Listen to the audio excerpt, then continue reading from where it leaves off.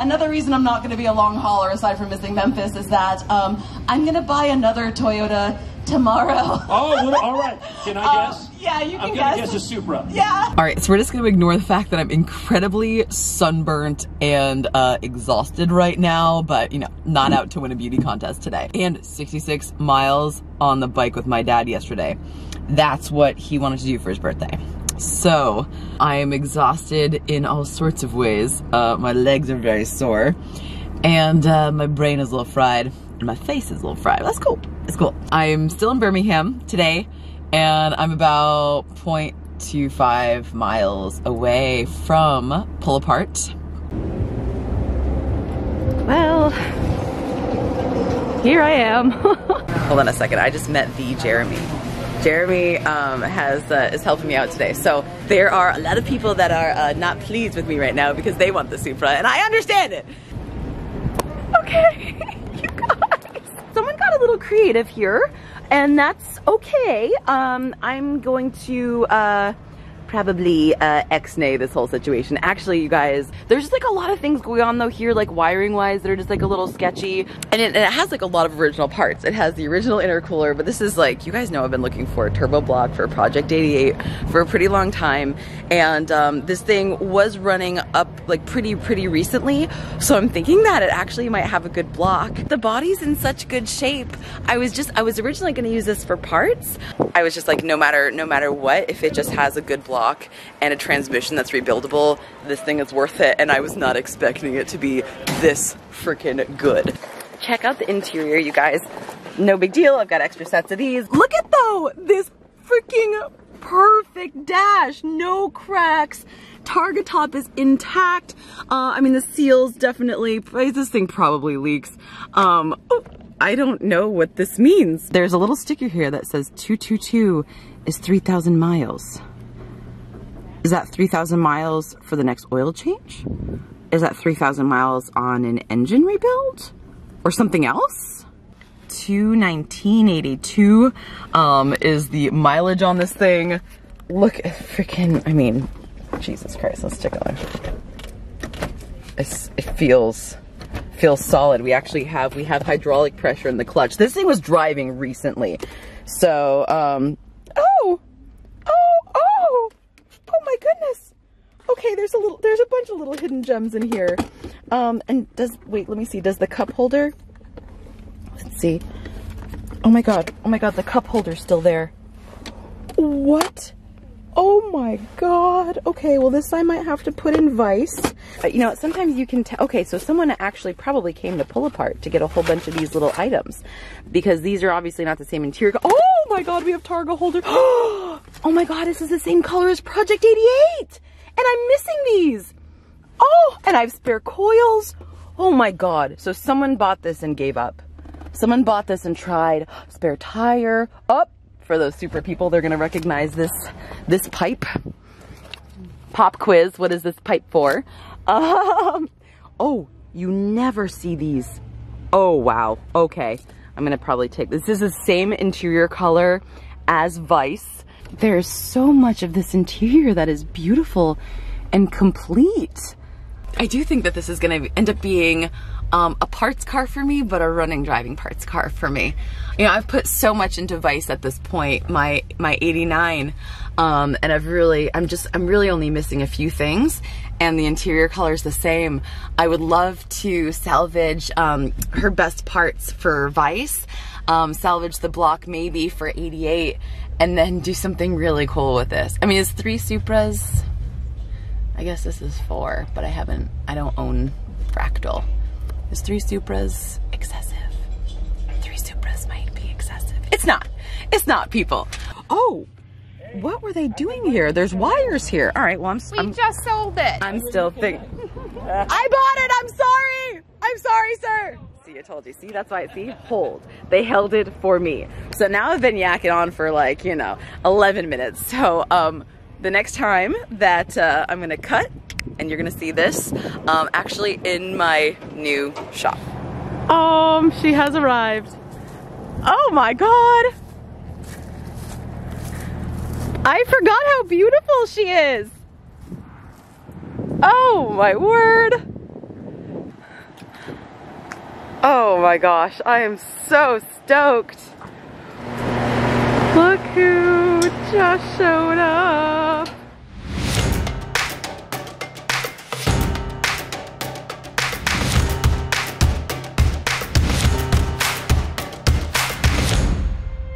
I parked her right on top of the fluid leak, right where she belongs. So, here we are. The car is home to the shop, and now I'm gonna do a little bit of a look over on it. It's I have this problem where I tend to, like, especially when I'm going to buy something, I tend to see only the good in it, and then once I get it home, of course, and I have a little bit more time to assess the situation, things may be a little different. So we're gonna check out what's going on here.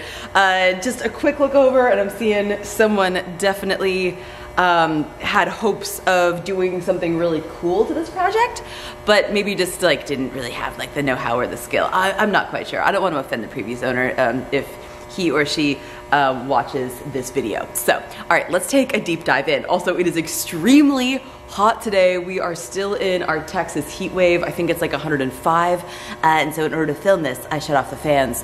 So, bear with me, I might get a little sparkly. Also, I've got these like really cool old school like Mercury, I think, lights, but they're a little loud, so we're just gonna go ahead and shut them off for now so that it doesn't bother y'all while I'm filming that. Buzzing can get a little bit annoying, and it's super bright out, so we're gonna be doing fine. All right, so hi little friend. What we've got going on is, yeah, I think the first thing right off the bat that I noticed, even when I was at Pull Apart, was the wiring.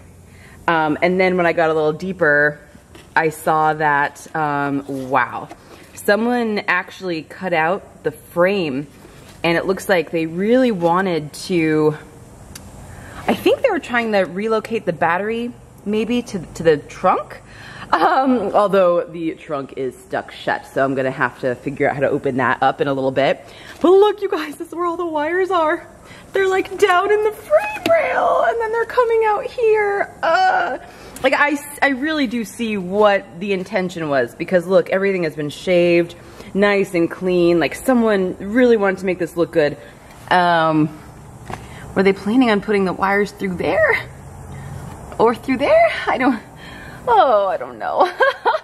Oh goodness. So we do have still the factory intercooler, which is kind of neat, kind of cool. Once again, here's some more wiring. This is such a mess. And someone explain to me what's happening here. Oh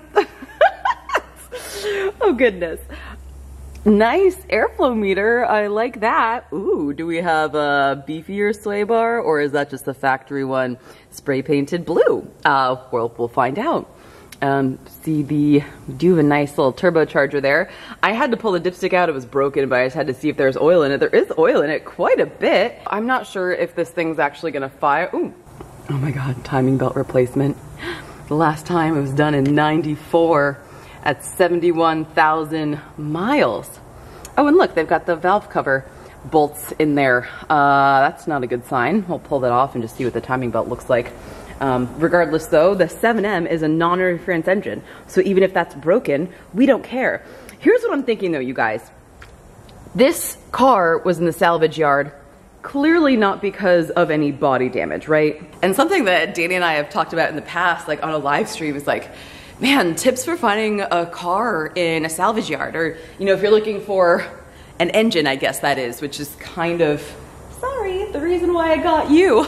Still trying to find a good block for 88. Once again, thought I had one, but y'all watched my previous video, and if you don't remember it, link up above to see the sad, tragic ending of, I mean, it's still salvageable, but the block, unfortunately, needs work. One of the cylinders, two of the cylinders are pitted. Oh God.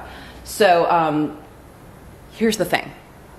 This car was not in the salvage yard because of body damage. There's a little bit, but it's really not bad. See, there's a little bit of body damage here, but it's just like barely bent in. And just like, I mean, barely bent in. Look at the wheels! Oh my God. But like overall, the body is pretty straight. Yeah, it's missing all this trim, but we're not gonna really worry about that. Oops. That's really, oh God, the body is so straight. That's really all there is that. You don't want to find the prettiest car in a salvage yard if you're looking for a motor. Why? Because it's probably there because of motor problems if it's not body problems. So I was originally like a little bit hesitant. I'm like, ooh, I'm not sure if the motor's gonna be good in this one. Or like if the block is good. I'm not expecting the motor to be good. I'm gonna do work to it regardless, but like, you know what I mean, is the block gonna be good? So seeing the wiring actually is, I think, a little bit of a blessing in disguise, because that says to me, someone started a project, got in over their heads, and wiring's difficult for a lot of people. I mean, shit, it can be difficult for me too, like, I don't know. I don't really have that much of a problem with it, but sometimes, you know. And, oh my God, I just realized that there's the factory blow-off valve or recirculation valve. Oh my God, no way, that's funny. It's been a while since I've seen one of those. But yeah, I'm actually hopeful that the block and the engine will be good, and thinking that this project got scrapped because he or she, I don't know, was overwhelmed with the wiring job that the previous owner started undertaking. So that's the hope. We'll see. Can't believe that this part is still intact. That's so crazy cool. Oh my God, it still has the J-tube. That's when you can tell this person was not on the forums. Not that it's a bad thing that he wasn't on the forums, but might have helped them out. All right, so what's the plan today? So you're probably wondering, what the heck is my plan today? What's this video gonna be about, aside from just showing you me finding the Supra, picking it up, bringing it home, looking at everything that's wrong with it? No, there's a plan. So I'm going to perform a leak down test, and a little bit of an inspection, and maybe even do a compression test if I'm actually able to get this thing to fire. Obviously, it's not gonna run because it's missing a whole bunch of sensors that would allow it to run. I guarantee you it's not getting any sort of camshaft position sensor signal with that wiring, and there's no crankshaft position sensor. So like literally all the engine timing signals come from that sensor, which is a mess. Okay, we got oxygen sensor wiring as well, that's a mess. Coolant temp sensor wiring is a mess.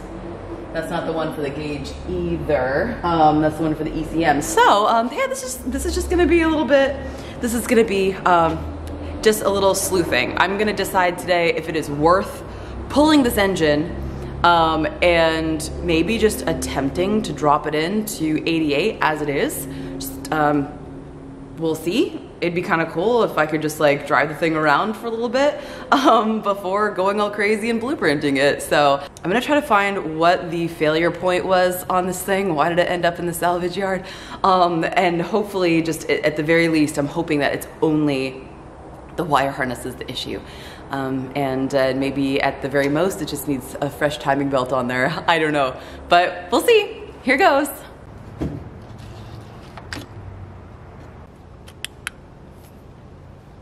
Oh boy.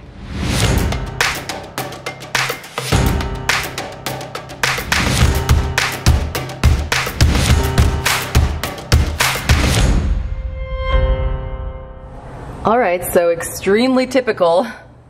These are saturated in oil, and God, the spark plugs are just, as soon as I pull those out, a whole bunch of oil is gonna go down into the cylinders, but that's fine. I guess I'm gonna start out by doing a wet cylinder leakage test. All right, I got all of my spark plugs out, which made it easier for me to turn the engine over. I did take my timing cover off so that I can verify that the timing is accurate, so that I can make sure that my leak down test is going to be accurate. And what I mean by that is the cams have to be in a certain place, that's cylinder number 1 TDC, because like the exhaust and intake valves should be closed. I've got my leak down tester installed. All my other spark plugs are out. Let's see what happens when I start to apply a little pressure. Oh God.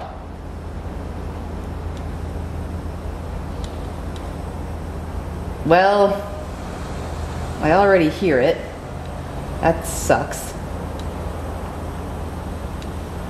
No, you're supposed to be able to like apply easily 100 PSI to this thing if everyone was happy, and we are clearly already not happy.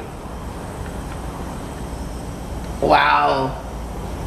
That's a lot of leakage. That's getting by. All right. Well, take your guess. Where do you think the all that pressure is going? I don't know if you can hear it or heard it in the last clip, but it's pretty loud, so I'm gonna take a peek. Put your guesses in now. Let's figure this out.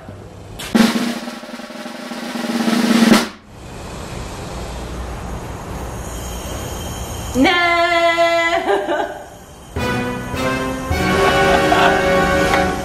Well.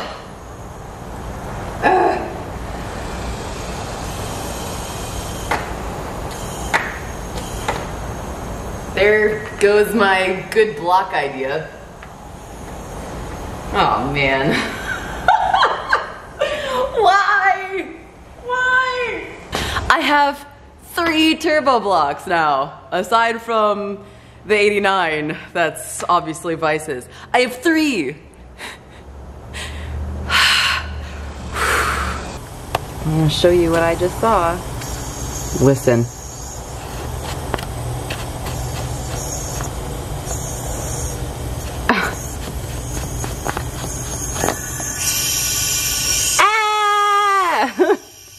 And y'all, like, I can feel it. That sucks. Ugh. All right, well, I might as well do the others just for fun. I'm already here. Maybe just one cylinder has bad rings. So when you're doing a leak down test, obviously you want as little leakage as possible. Basically what you're doing is you're applying 100 PSI of pressure to the cylinder. The cylinder should be able to hold that, right? Now, you always want to do a leak down test when the engine is cold, and clearly this engine is cold. It has not run in a while, because it's going to be at its loosest tolerances, and that way you're going to get an accurate reading. If you run it for a little bit, everything tightens up a little bit, and you might not get as much leakage, and you might not find the problem you're looking for. Now, where is that cylinder pressure going to go? It could go many places. It could go out the exhaust, and then you know that you have an issue with the exhaust valves. It could go out the intake, and then you know you have a problem with the intake valves. It could go into the cooling system, which, let's be real, that's kind of what I was expecting. But I have literally nothing out the cooling system. I know obviously I took off that the upper radiator hose, but I could still hear if there was something coming out the cooling system. And then I don't know what's the worst case scenario. Honestly, I think best case would be like valves, because then I just pull the head off, and I would like to put a new head gasket on anyway. What's happening here, it's coming out the oil cap. That means that the most likely cause of that is that the darn pressure is getting past the piston rings, obviously into the bottom end, into the oil pan, and then back up out the oil cap hole there. That is not ideal. That is not ideal. I'm here. I'm already dying of sweat. So I might as well just do the rest of them. So here goes. Just go ahead and do 6 next. Oh, wow. Once I pumped it up to 100 PSI, we got a little bit of leakage, but this one's way better. Okay, so here's the problem though. You hear it up here, right? Because I feel it coming out of cylinder 5. Oh, I really feel it coming out of cylinder 2. Oh, and 3. Yeah, so that's probably a bad head gasket as well. Okay, so after performing leak down test, cylinder 6 is actually the best, with just barely under 20% leakage going into the other cylinders, and then the other cylinders just kept on going into each other. I didn't have any issues with intake or exhaust leakage that I could tell. However, when you have a leak that bad, you know, kind of like water, it sort of takes the path of least resistance. If I was to just like, you know, slap a head gasket on it and then put everything back together and there was no more head gasket leakage, then maybe I'll find leakage out the intake or exhaust as well. So, yeah, my original plan of just performing the leak down test, hopefully getting good numbers, putting everything back together and firing it up. I mean, obviously not getting it to start, but just turning it over, you know, getting good compression and then pulling it and dropping it in 88. Yeah, so clearly that's not gonna happen. But that's all right. What I'm gonna do is I am going to pull this thing out, because you know what? Maybe it hasn't been sitting that long and it has a good block. Maybe. Well, all right, stay tuned to find out. Thanks so much for watching. I will see you in my next video. And pray for me, folks. Pray for me that I have a good 7M block here. I just need one good 7M turbo block. That's all I need, people. Okay, all right. We shall see. We'll see you in my next video. Bye.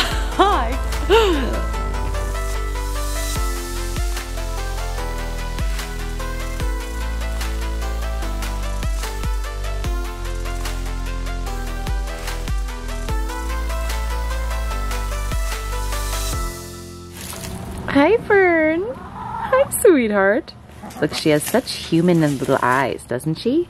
She has such human little eyes. She's so pretty. Hi, Fern. Little fluffy butt. Bless you. Bless you. Goodness. Oh, goodness. Yeah, bless you again. Goodness, summer allergies are a bitch. Fluffy butts. The drip irrigation. For the garden. We got plants. That's some watermelons. Doing good.